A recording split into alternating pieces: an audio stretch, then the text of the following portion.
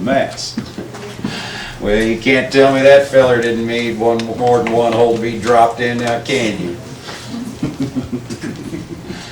Yes, sir. But that's what really happened at Rock Creek Station.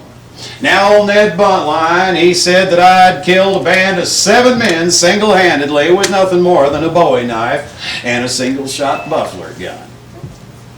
Now, ain't that the biggest bunch of hogwash you ever did hear in your whole life? Well, if that were true, I just plain wouldn't be standing in front of you talking today. Now, old Colonel Nichols, well, he felt that that wasn't quite painted up well enough, and, well, he said that I'd get 10 men with nothing more than a Bowie knife and a single-shot buffalo gun. Well, I'll tell you, them writers, they a bunch of characters. They couldn't tell the truth from a lie if it bit them right on the end of the nose. Well, let's have another question out here. Right here, ma'am. You and Calamity Jane, can you clear that up just a little bit? Well, what do you mean by that, darling? Well, she was the love of you or the love of her life, is what I've been told. Well, it sure weren't returned. But you know what?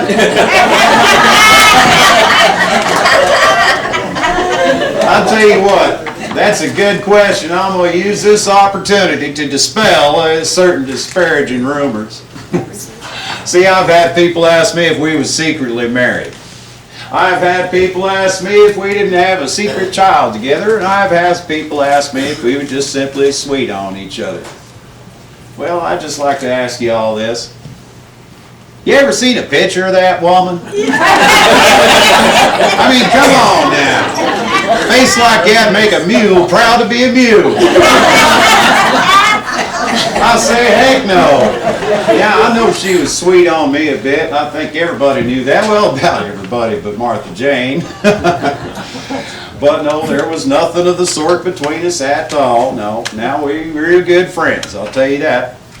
And we played a lot of cards together, drank a lot of whiskey together, and we worked together on many occasions, last being with old George Custer in the 7th. She was working as a bull whacker. I was working as a buffalo hunter and scout. Now, if y'all thinking something might have been going on there, you're absolutely wrong again, because, see, she was drawing a man's wage. And in order to do that, she had to masquerade herself as a man. Because, you know, there's only about 2 things for a woman to do, and that's either to get married or to become a... Well, maybe I just stop right there. But you see, she didn't want to do neither nor, and that's why she dressed like a man. And that's why she walked like a man and spoke like a man and drank like a man and swore like a man. And just between me and you, darling, she smelled like a man.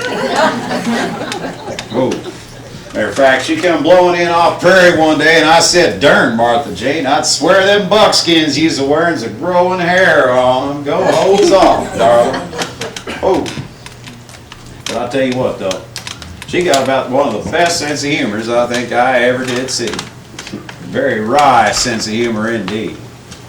Matter of fact, I'll give you all an example of that. One day she told me, she said, "Bill, you ever get killed before I do? And I'm going to have myself buried right next to you when I die." And I said, "Darn you, Martha Jane, don't you do such things. Folks get the wrong idea about something like that."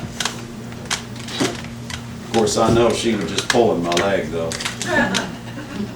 What y'all laughing about? Now break it up over there.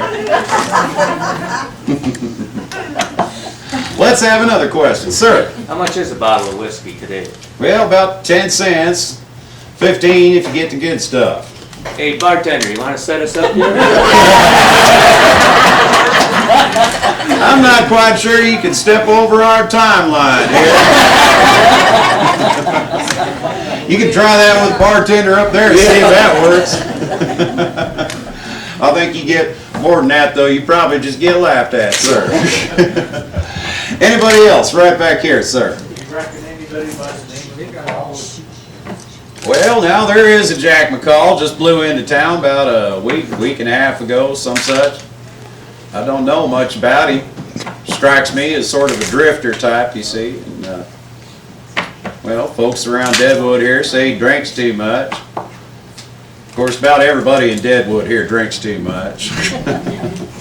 Well, now then again, if folks that are drinking too much saying Jack drinks too much, maybe he do drink too much. But no, I don't rightly know him. I know who he is and such, but man, he seems like a harmless enough character to me. Sir, right back here.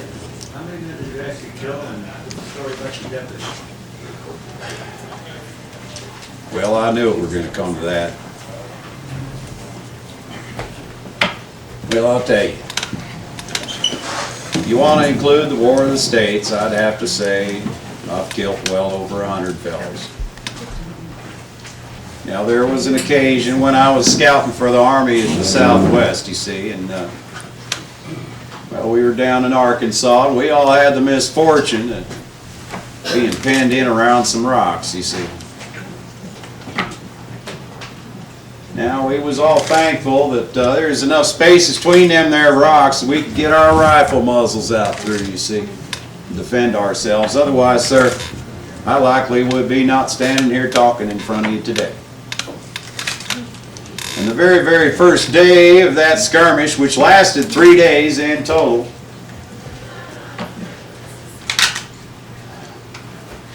I counted 39 fellers I'd killed.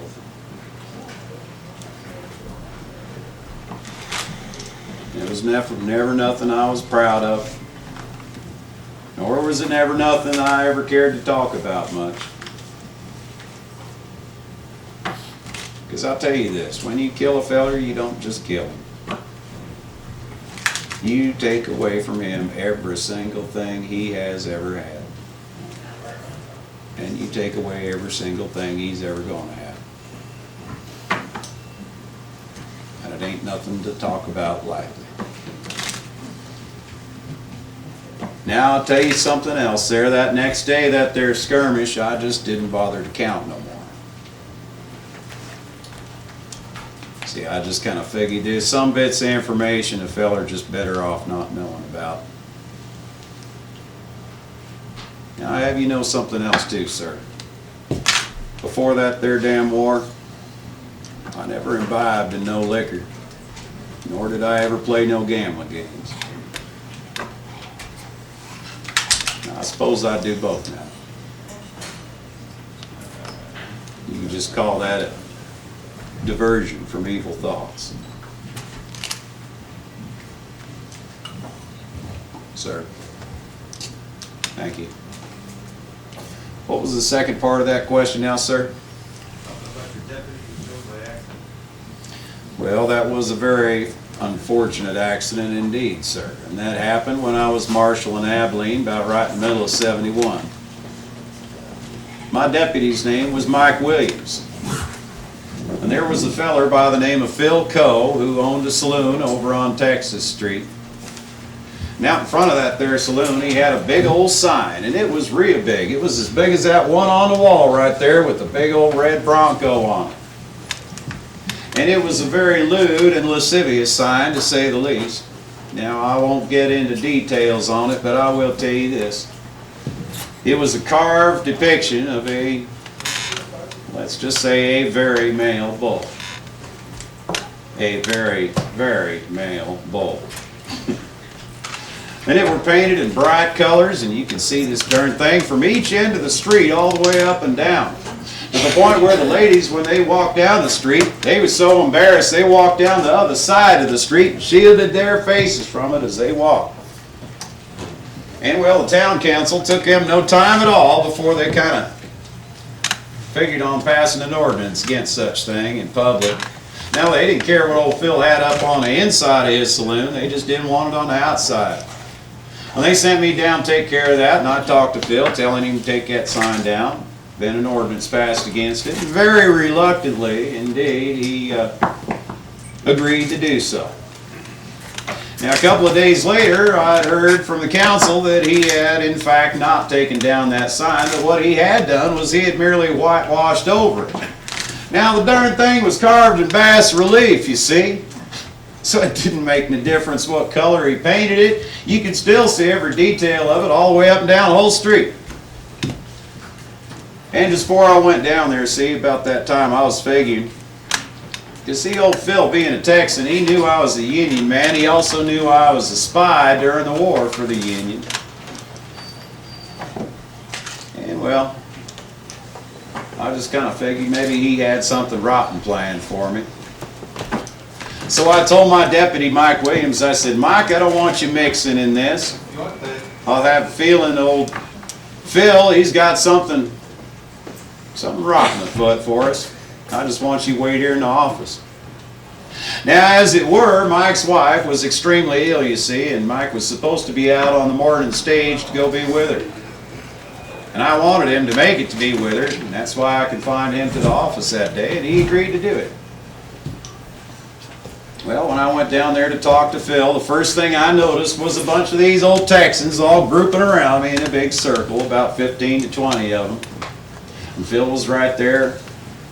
And I told him, I said, Phil, you know, you're going to have to get that sign down. I know you dumb, but you ain't that dumb, and that sign's got to come down. You can't leave it up there no more. I want it down by the end of today. And he answered me, you see, by pulling his pea shooter out and capping off 2 shots at me. One comes so close to me, come right through my knees and pierced the tail of my coat. Of course, that made me a little bit nervous, thinking if that was much higher, etc. And I answered his 2 shots by pulling out both my pistols, and I let him have it twice. And old Phil dropped right down dead. And right about then, I heard some fella running up behind me, and I spun right around, and I let him have it right in the head. And I'll tell you what, when I looked, I could not believe what I saw. And that was my deputy, Mike Williams, laying there dead in the dirt with 2 holes in his head. And I suppose that changed my whole thinking about being a lawman. And I resigned my commission as U.S. Marshal, and I never went back to law dogging, never again. Now, as it were, Mike's wife died about 2 weeks later, and we had all elected that we would not tell her what had happened to Mike. And I suppose we just kind of figured just might be a pleasant surprise for her. Have her husband greet her when she come home. And that, sir, is what happened with my deputy in Appleton. Ma'am? How did your ex-wife die? My ex-wife, I've never been married before the one I'm married to. First time I ever been married. And by the way, I am looking forward to getting back to Cincinnati, start up my honeymoon again. I'm from a very large family, you see, and I would like to have my own very large family.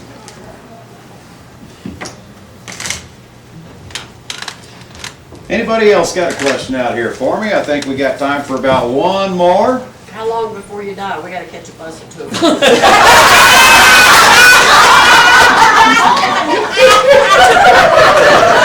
And don't you just love it when folks try to cut time off your life? Well, I'll tell you what. If we got no more questions, I'll tell you what I'm going to do.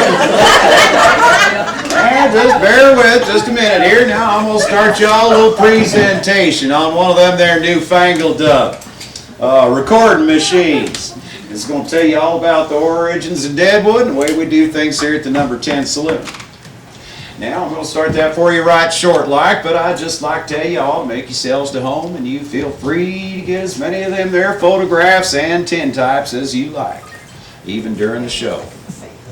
Now one more thing, when we get toward the end of this little presentation, it says thank you all for coming and such. Most people think that's the end of the show and they usually stand up, start to walking away.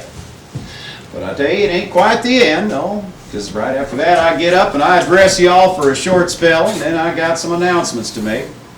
So I'll just thank you all kindly, just keep your seats and, well, just wait for old Bill to get done at jawing with you up here, and everything be just fine. Now, y'all enjoy our little show, and I'll tell you what, I'm going to be back in just a couple more minutes. So thank you all very much for coming.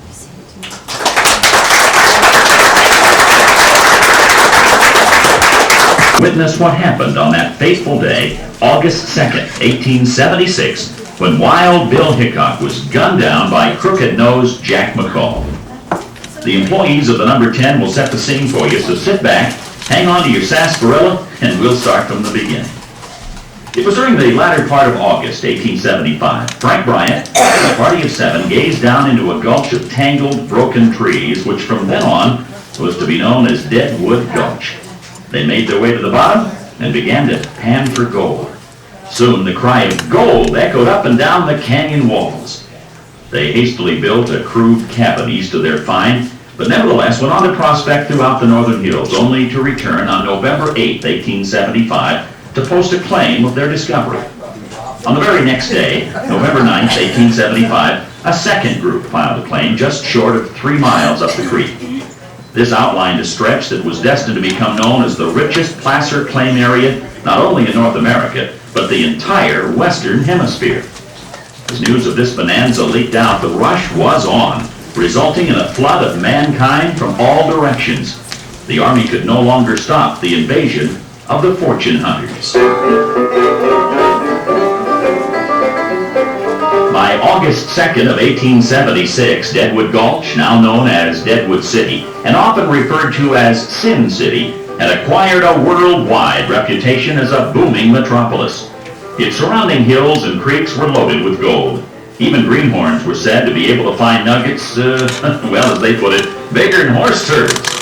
Its streets were lined with substantial businesses, offering everything from an opera house to dance halls, saloons and banks, stores of every sort, but mainly saloons and gambling dens. Deadwood Gulch was jam-packed with every variety of mankind, good and bad. The likes of Wild Bill Hickok, Seth Bullock, Wyatt Earp, Calamity Jane, Colorado Charlie Utter, California